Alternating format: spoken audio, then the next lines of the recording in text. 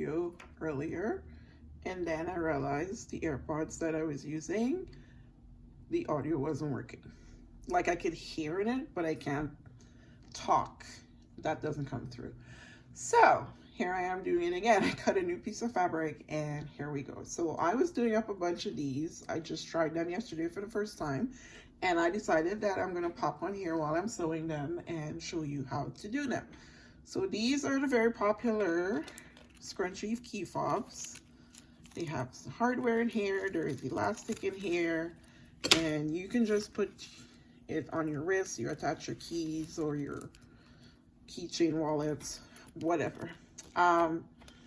So I had some elastic in my stash, and when I cut them into the 11-inch strips that I need, I got 13 of these. So this elastic is that no fold elastic, like it's hard to bend it this way, and it is 3/4 of an inch wide and 11 inches long. So you need that. You need a cut of your fabric 3 1/8 this way, 30 inches this way. The reason I cut 3 1/8 this way is because when you fold fabric, it loses some of its width. You now want to fold your fabric this way. I'm gonna sew it while I'm talking. So you want to fold your fabric in half like this with the edges meeting, and you want to start sewing 2 inches down. So don't start sewing from here, start sewing from here. And your seam allowance is 1/4 inch wide. Next thing I use is my finger. These, from this line to that line, is 1 inch, so 2 of those are 2 inches, because I don't want to have to pull out a measuring tape all the time. It's just an average. It's not a hard and fast rule. So straight stitch, my stitch length is on 2.5. It can be 3, it's not a big deal. Back stitch at the beginning, and you want to sew all the way down.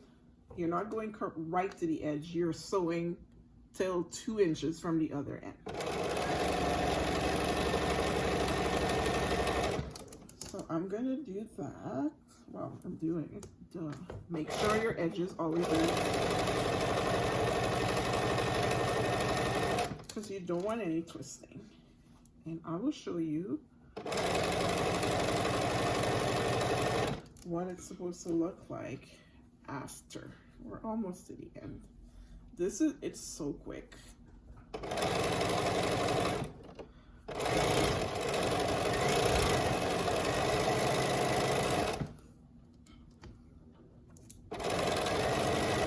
So again, when you're getting to the end, 2 inches from the edge, so I stop sewing around here, and I backstitch.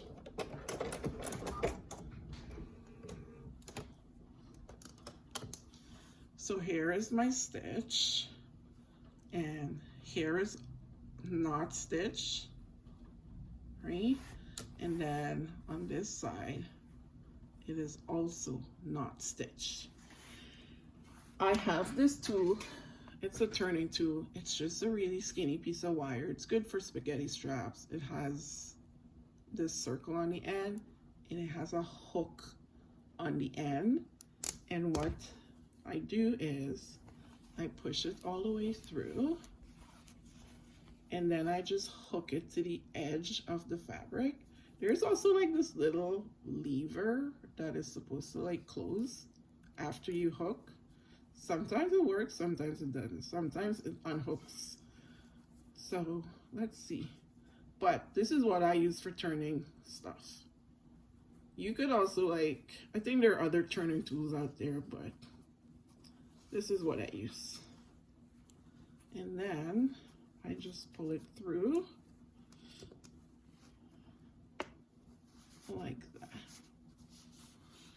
And my finger is in the loop here, and then I just pull it through. And then I unhook it. Okay.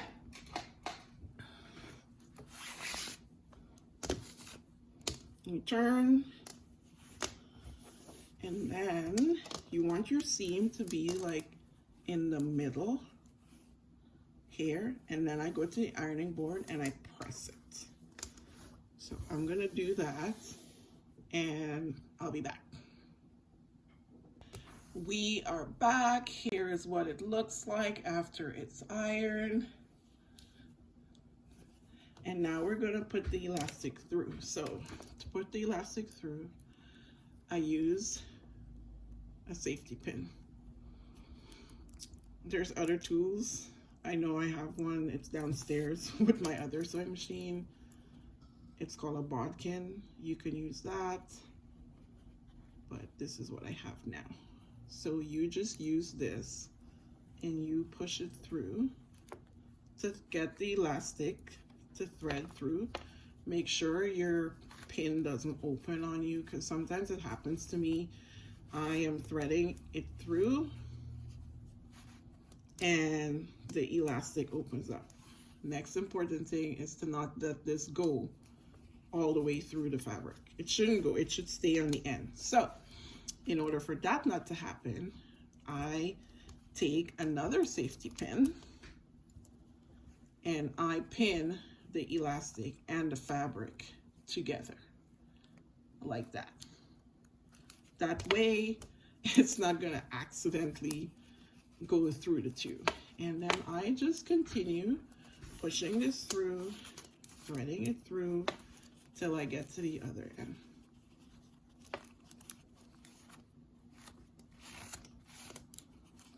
You also don't want your elastic to twist. And honestly, like this no fold or no bend elastic, whatever they call it, it really, that doesn't happen, at least to me. So now that it's all the way at the end, you see how it was pulling through? So because I have it pinned, it stays. It's not gonna accidentally like go all the way through. So now I undo this pin, making sure that it doesn't slide down in the tube. And now I want to get both ends of the elastic. And my next thing is to make sure that nothing is twisted, which it isn't. And then I get the hardware on. Important. Ask me how I know. So you want your hardware on. This is a 1-inch wide swivel lobster clasp. And I put it on and I put it over fabric and the elastic. I get it down there. I can take the safety pin off, get it out of the way. Again, make sure that nothing is twisted, and then you want to overlap your elastic, maybe that much. And you can either zigzag them together or do a straight stitch. I just push a button and change to zigzag. My stitch width is 5 millimeters and my stitch length is 1.5, and I zigzag it together. You can use a straight stitch, just make sure you go back and forth and that your elastic is lined up neatly.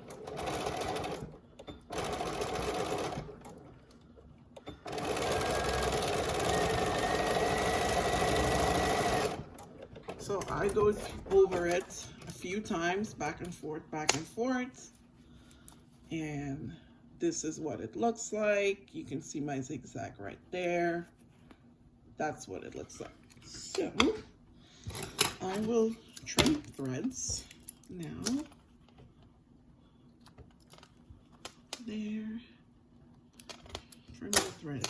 And now I'm putting my machine back on straight stitch. And now I want to get these edges closed, like stitched together. This is where we had that 2 inches open. So now you get, okay, let me open it. This side, and you want it to meet this side. Basically good sides together. As long as nothing is twisted, which at this point it shouldn't be. Good sides together, all your edges meeting. And you want to go and stitch across here from edge to edge at the quarter of an inch seam. I keep going to say inseam because that's what I say all day at work, inseam. Okay. Make sure and back stitch when you're beginning and when you're ending. Let me see if I can move the camera so you can see better. This is the best I can do. So they're my edges together, and then I'm just stitching quarter of an inch seam allowance. I don't want to block the camera. And I back stitch and I cut. So there. And now when you open this, it's going to be sewn together. The next step is I take that seam and I kind of slide it to the side of the elastic, because now we need to close up this hole. That's what we need to do. Okay, so we're just tucking our fabric in. You're making sure your seam is going the same way. This seam, make sure it goes the same direction. I'm gonna cut off all these threads because they're annoying.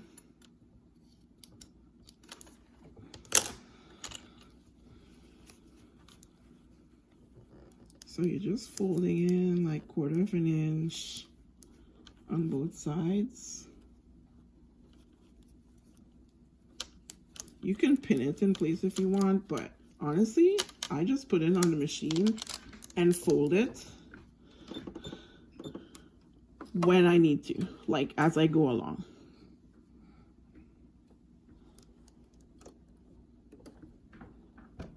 And just a straight stitch, again, 2.5 millimeter long or 3 millimeter long. And I just tuck it in like that. And I just stitch.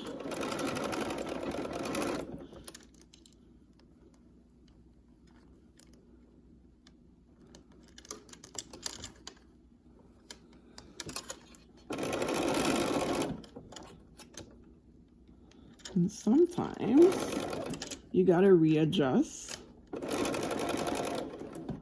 I try to go as close to the edge as I can.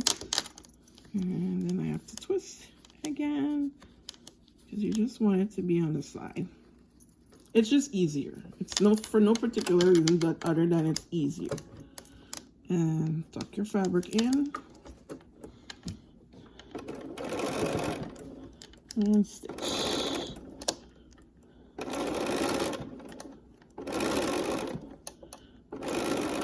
Once you get to the edge of your hole, when you're opening, you back stitch, you cut your thread, and I'll show you how it looks. So that's how it's supposed to look, like that. Now, again, trim your little threads. You can hear my iron in the background. I don't know why it's making that noise. I just filled it with water, so. Okay.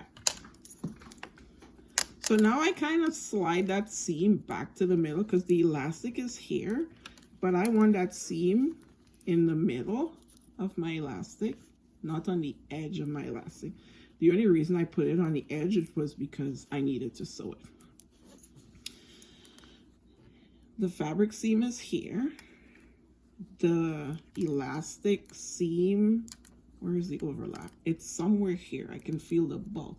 You do not want that in the same place that this is, because it's going to cause too much bulk when you need to sew. So once I do this and move things around, that bulk from the elastic moves.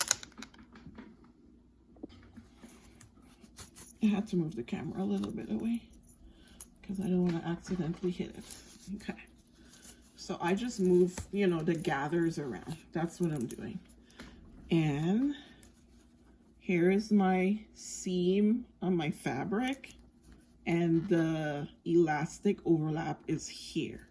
So it's a good distance away.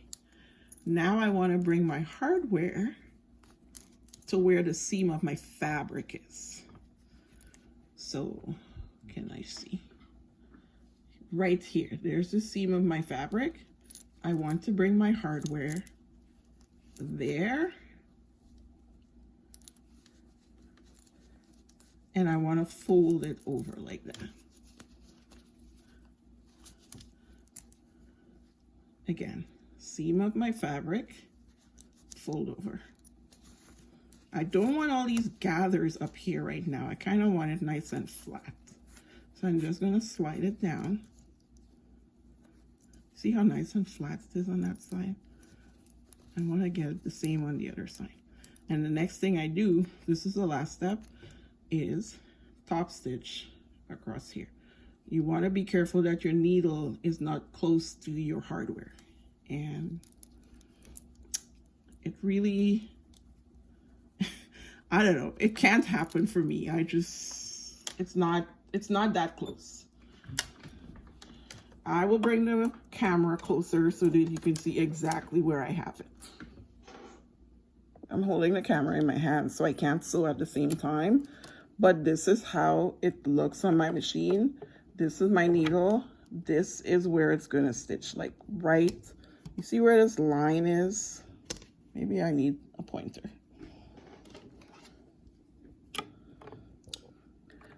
Where this line is on my, why can't I speak? Presser foot, right there. That's where it's gonna sew.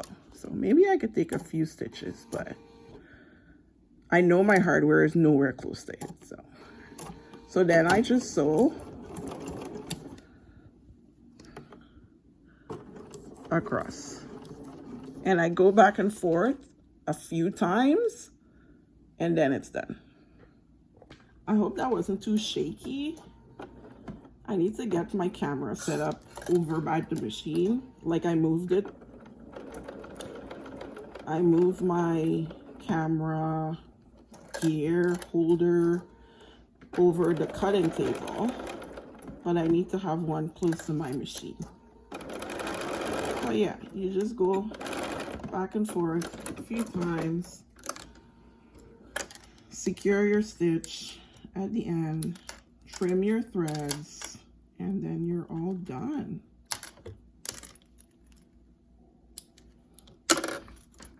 The last thing to do, okay, let me show you what it looks like. That's what it looks like. The last thing to do is just stretch it out so you can rearrange your gathers.